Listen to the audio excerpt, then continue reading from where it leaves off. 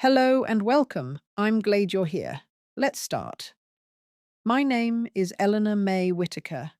I am 28 years old, and 3 weeks before my grandmother was admitted into hospice care, my parents sold the one thing she had promised to me since I was a teenager. They sold it quietly, without telling her, and without telling me, and they used the money to cover my younger brother's private graduate school tuition. They assumed she was too sick to find out, and they assumed I was too weak to say anything. Before I go further, if you're listening and this kind of story matters to you, you can like or subscribe. It helps more than people realize. And if you want, tell me where you're listening from and what time it is there. I'll keep going. When my grandmother was admitted into hospice, my parents handled it with efficiency, not grief. Paperwork was signed quickly. Questions were minimal. My mother spoke in clipped sentences, already thinking ahead. My father checked his watch twice, while the nurse explained what comfort care meant. They didn't sit. They didn't hold her hand. Before leaving, my mother placed a folder into my arms and said, "You'll handle this better than we will." My father added, "You're good with responsibility." Then they left me there. That was always my role. I was the practical one, the dependable one. I never caused scenes. I adjusted. My younger brother Daniel was different. He was praised, protected. His choices were called ambition. Mine were called sensible. My parents spoke about him with pride and about me with relief. They cared deeply about image, about what sounded impressive. Emotional closeness wasn't something they practiced. Efficiency was. I went to the hospice every day. The place smelled faintly of disinfectant and warm linens.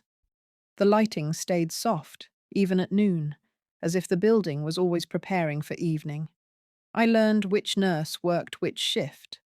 I brought my grandmother her favorite tea and brushed her hair. Her body weakened, but her mind stayed sharp. She noticed small changes. She remembered details I forgot. She asked thoughtful questions. She was never confused about who people really were. She liked to talk quietly in the afternoons, when the room was still. One day she reached for my hand and said my name carefully, like she wanted me to hear it fully. Then she said, "The watch is yours." She meant my grandfather's pocket watch.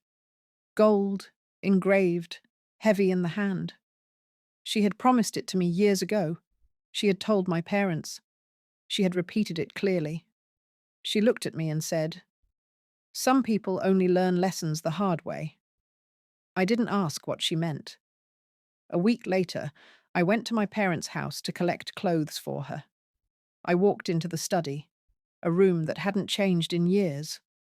I opened the drawer where the watch had always been kept. The velvet case was still there. The indentation remained. But the weight was gone.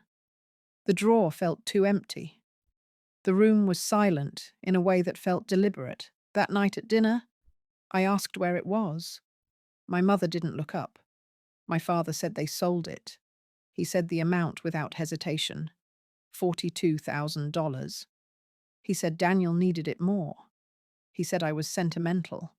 He said my career choices were modest, and this was practical. When I said it wasn't theirs to sell, my mother sighed and said if I told my grandmother and something happened to her, that would be on me. She said silence was kinder. I sat with that threat, and I chose not to stay quiet. I didn't sleep much after that decision. Every memory where I stayed quiet replayed itself, lined up like evidence. I kept hearing my mother's voice telling me that kindness meant silence, that truth was dangerous in fragile rooms. I wondered how many times I had protected people who never protected me. I wondered when silence stopped being survival and started being permission. The next morning, I sat beside my grandmother's bed while a nurse adjusted her IV. The room smelled faintly of chamomile tea and plastic tubing. Light filtered in through the thin curtains, settling softly on her hands. When we were alone, I told her. I didn't raise my voice. I didn't cry. I told her they sold the watch. I told her the amount. I told her why. I waited for anger, for grief, for shock. None of that came. She closed her eyes for a moment, then opened them again, steady and clear. She said she suspected it would happen. She said some people confuse access with ownership. She said she had prepared for that confusion a long time ago. Then she asked me to hand her the phone. She dialed a number without hesitation. When the man answered, she said 7 words, evenly spaced and calm, words that carried weight without sounding threatening. She thanked him and ended the call. She looked at me and said, "I won't be rushed." Her voice didn't shake. Mine did. 2 days later, the attorney arrived. He had known my grandparents for most of his career. He spoke with precision, like every sentence had been considered in advance. He explained that my parents never legally owned the house they lived in. They were allowed to stay. They paid utilities. They maintained appearances. But ownership was never transferred. The house remained my grandmother's. It always had. The truth settled slowly. My parents had sold an heirloom from a house they didn't own. Their sense of authority rested on borrowed ground. The attorney explained timelines and options. My grandmother listened quietly. When he finished, she nodded once. She said there would be a gathering soon. Daniel's birthday party was already scheduled, at the house.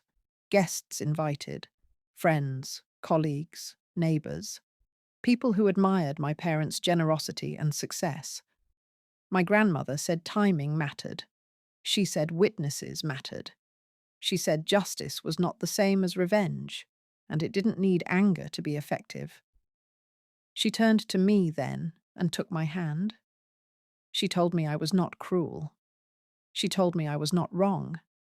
She told me I had been protected, even when I didn't know it. She said inheritance wasn't about objects. It was about truth, about boundaries, about knowing what was never yours to give away. As the date approached, my parents called more often. Their voices were tense, polite, careful. They asked about hospice schedules. They asked if my grandmother seemed confused. I answered honestly, without adding anything extra. Silence felt different now. It wasn't fear.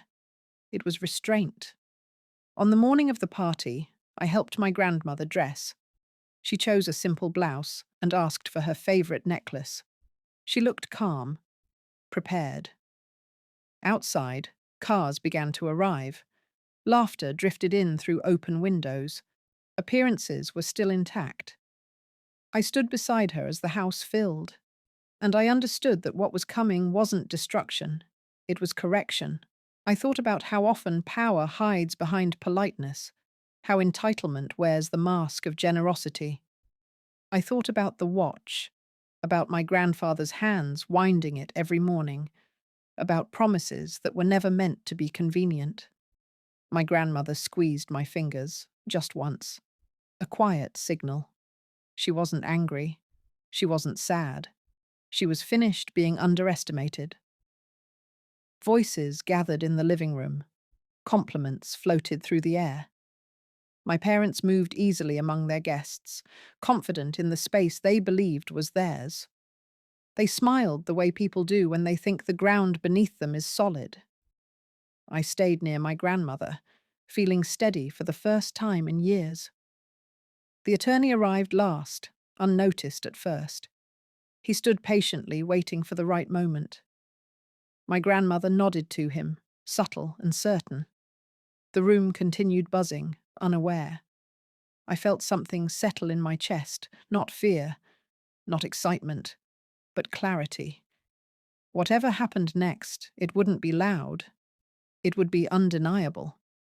And for once, silence would not protect lies, but reveal exactly who had been standing on borrowed ground. at last, for everyone.